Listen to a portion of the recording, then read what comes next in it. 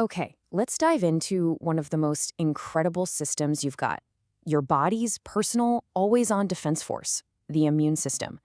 Seriously, it's like a microscopic army working around the clock to keep you safe. And we're about to break down its entire battle plan. I want you to picture your body as this amazing fortress. Right now, as we speak, it's under constant siege from all sorts of invaders. We're talking bacteria, viruses, you name it. And this is the story of the soldiers defending those walls. So, how does this fortress even begin to protect itself? Well, it all starts with the first lines of defense.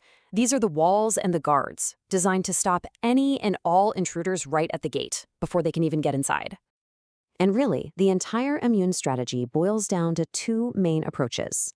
You've got your nonspecific defenses. Think of these as your first responders. Their job is simple: block anything that looks foreign. But then you have the specific defenses, and these are the special forces, highly trained soldiers custom-built for one particular enemy. The very first line of defense is all about those physical barriers, the literal walls of your fortress. I mean, your skin is this tough, surprisingly strong shield, and on the inside, you've got mucous membranes in your nose and airways that act like these sticky fly traps, catching invaders before they have a chance to get any further. But what happens if something actually breaches those walls? Well, that's when the second line, the guards, spring into action.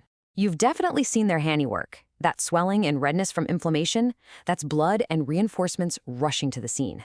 A fever, that's your body cranking up the heat to make it a horrible place for the enemy to be. And then you've got the phagocytes, which literally means eating cells. These are the foot soldiers who show up first with one simple order: find anything that isn't one of us and eat it. Now, these guards are tough, no doubt, but sometimes they run into an enemy that's just too clever or too powerful. When they're getting overwhelmed, they don't just surrender, no way. They send an urgent warning to the control room to call in the big guns. And this is where we get to the third and most sophisticated line of defense. It all kicks off with Phase 1, recognizing the specific enemy that's broken through and sounding a system-wide alarm. So how in the world do your special forces know who the bad guy is?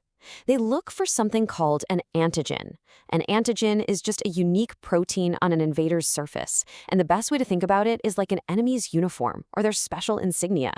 It's a dead giveaway that they just don't belong. Okay, so check out how this warning system works. A special scout cell, called a dendritic cell, goes out and captures one of the invaders. It basically takes it apart, finds that unique insignia, the antigen, and then puts it on its own surface, kind of like a battle trophy.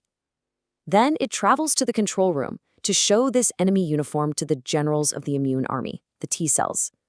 And that right there, that's the official declaration of war. All right, the alarm has been sounded, the enemy has been identified. Now we get to the exciting part, Phase 2, mobilization and battle.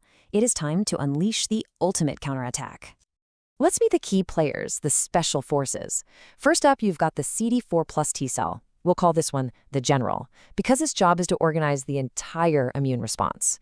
Then you have the CD8 plus T cell, or the killer cell. Its mission is to hunt down and destroy our own body cells that have been compromised. And finally, there's the B cell, which is basically a walking, talking munitions factory. So once the generals, those CD4 plus T cells, see the enemy's insignia, they are fully activated.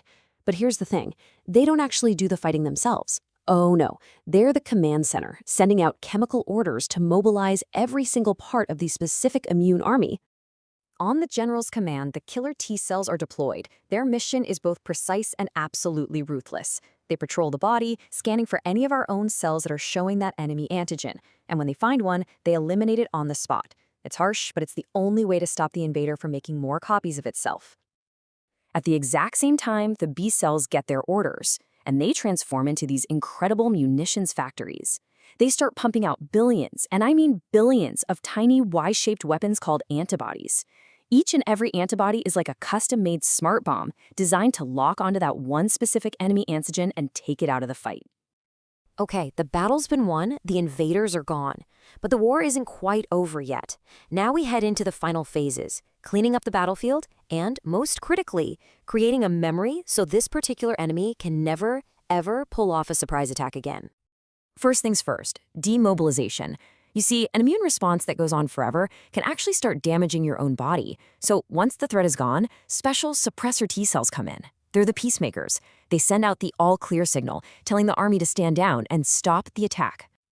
But not everyone packs up and goes home.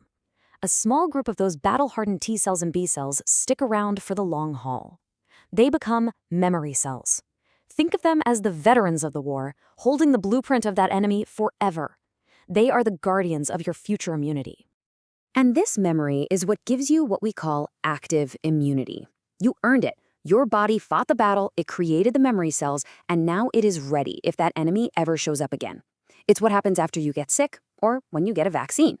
Now that's different from passive immunity, which is more like borrowing someone else's defenses. For example, a baby getting antibodies from its mother. It's powerful protection, but it's only temporary because the baby's body didn't make the memory cells itself. So it's pretty clear our immune system is this absolute master of learning from the past, an incredible defense force that remembers its enemies.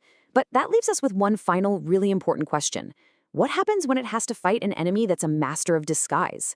An enemy that is constantly changing its uniform, its antigen? How does our fortress adapt then?